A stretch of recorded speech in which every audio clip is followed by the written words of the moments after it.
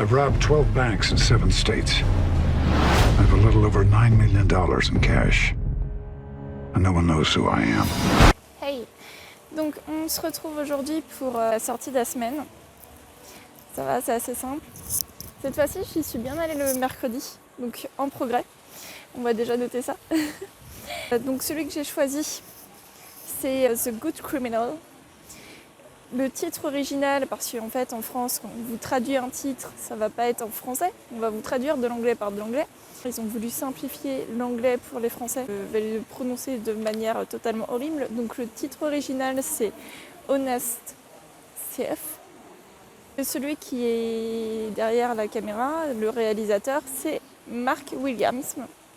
L'acteur principal du film, c'est Liam Neeson, qui va jouer le rôle de Tom Carter.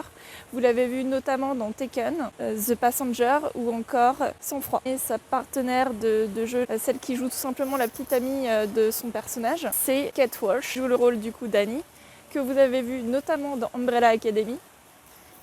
C'est vraiment un caméléon, hein, cette fille, vous allez voir. Moi, je trouve en tout cas qu'elle joue très bien le rôle à la fois d'Umbrella Academy. Si vous n'avez pas vu son personnage, je vous laisse regarder. Et les deux autres personnages, donc dans ce film-là ou encore dans une autre série à succès sur Netflix, c'est 13 Reasons Why. Pour vous faire un petit résumé du film comme ça, c'est tout simplement un cambrioleur de banque qui a sévi pendant plusieurs années et qui n'a jamais été attrapé.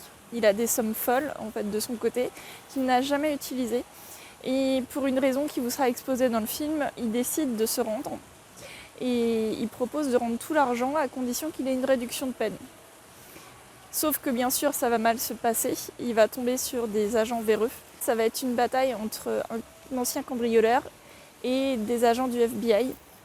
Donc bien sûr, tout le FBI n'est pas pourri non plus, heureusement, sinon là ce serait vraiment un petit peu exagéré comme film.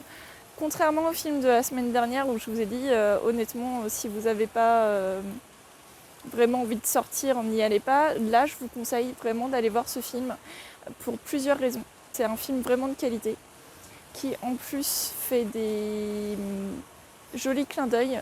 Notamment un film, c'est A History of Violence de Cronenberg. Alors déjà une chose que je voudrais mentionner par rapport au film, par rapport à d'autres films ou d'action où vous avez sans cesse de la musique, sans cesse du suspense ou quelque chose enfin, qui vous met toujours sous tension. The Good Criminal pour moi joue sur les silences et c'est très intéressant, des silences qui sont bien rondement menés. La musique, les enchaînements d'action, tout est vraiment très bien équilibré et c'est pour ça que ce film, vraiment, ça a été une très bonne surprise. Si je fais une comparaison avec Tenet, pour le coup, je ne vous ai pas fait de vidéo sur Tenet, en tout cas pas encore. Tenet, ça va être à prise de tête, des séquences avec pas d'action, mais avec des discussions où on va comprendre limite qu'un mot sur deux parce qu'on ne vous remet pas le contexte, où on vous sort des explications de physique, etc. Enfin, voilà, Tenet a des jolies images, des jolis plans, mais par rapport à The Good Criminal, moi, je suis désolée pour Tenet, mais j'ai pas un seul soupçon d'hésitation. Good Criminal, oui. Tenet, non. Si vous devez faire un choix entre les deux, même si Tenet a de l'originalité dans son scénario, The Good Criminal, lui, va avoir un scénario qui tient debout du début jusqu'à la fin et qui va pas vous faire mal à la tête. Vous allez comprendre ce qui se passe et vous allez vraiment être dedans, en fait, avec les personnages et c'est ça qui est vraiment important. Et c'est ça qui, pour moi, manque un peu à Tenet.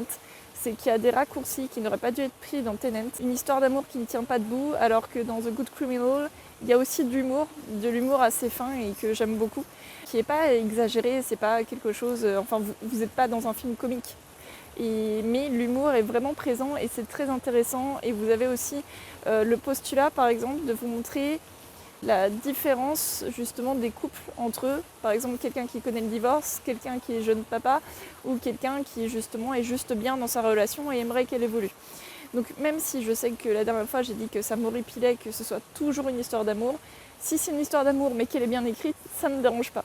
Et là pour le coup, c'est pas la justification de tout ce qui se passe dans le film, ça fait partie que d'un des éléments qui fait que. Et donc c'est pour ça que là je l'accepte sans aucun problème. Maintenant je vais vous dire sur l'image, elle est parfaite. Enfin pour moi c'est un petit peu... Le mot était peut-être un peu fort mais au niveau des détails ou des couleurs, les images, peu importe dans le film, vous prenez n'importe quelle image, je la trouve très jolie au niveau de la lumière, du contraste, des détails qu'on peut voir comme les petites fines gouttelettes d'eau sur une vitre. Vraiment tout est nickel et là-dessus rien que pour l'image ça vaut le coup d'y aller. Bien sûr le jeu d'acteur est parfait, peu importe l'acteur que vous prenez là pour le coup, pour moi il n'y a pas un seul acteur qui dénote dans le film parce que parfois vous avez juste une personne qui joue moins bien et ça vous gâche tout. Là je trouve que chacun intègre bien son rôle et le fait sans être exagéré et ou même avec juste la touche d'humour qu'il faut en fait pour que ce soit à la fois bien un film d'action mais avec une petite touche qui fait que vous vous accrochez un peu plus au film. Je vais rentrer dans un détail. Pour ceux qui ont vu A History of Violence, vous avez la séquence de départ qui est très très forte. Dès le début du film, vous êtes un peu scotché à votre siège. Vous avez 2 personnes dans une voiture et là vous allez avoir à peu près la même chose. Sauf que le clin d'œil est un petit peu plus fin parce que vous en apercevez qu'à la fin. Par rapport aux plans, les plans sont très clairs. Il y a un homme qui va rentrer dans un bâtiment et l'autre qui attend en voiture tranquillement.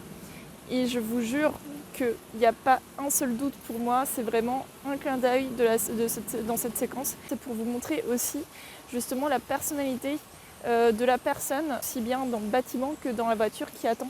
Je vais aussi analyser par exemple la séquence que j'ai nommée la séquence de la balançoire. Vous allez vite vous en apercevoir quand vous serez dans le film.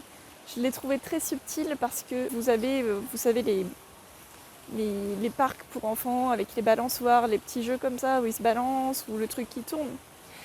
Et en général, vous avez cette séquence-là dans 2 sortes de films, soit les films d'amour, soit les films d'horreur.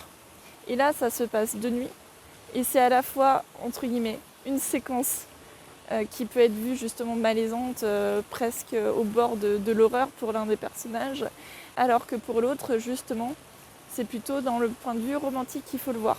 Et du coup, j'ai trouvé ça très astucieux et très malin de filmer de 2 manières différentes pour créer une 3e séquence beaucoup plus emblématique. Du coup, j'ai beaucoup aimé effectivement à la fois les choix qu'a fait le réalisateur pour justement représenter même la psychologie de ces personnages. Il y a beaucoup de bons éléments. Et ce film mérite vraiment une analyse. Et donc si vous avez envie de faire une sortie cinéma cette semaine, je vous conseille Good Criminal parce que c'est un très bon film d'action avec de très bons acteurs et des plans caméra qui valent le coup. Peut-être que le scénario va pas, et comme beaucoup de scénarios maintenant, ne va pas vous transcender dans l'immédiat, mais il y a beaucoup de choses, de bonnes choses à en tirer. Et pour moi, c'est vraiment un très bon film à aller voir. Je vous souhaite une bonne séance de cinéma et à la semaine prochaine. Ready to confess?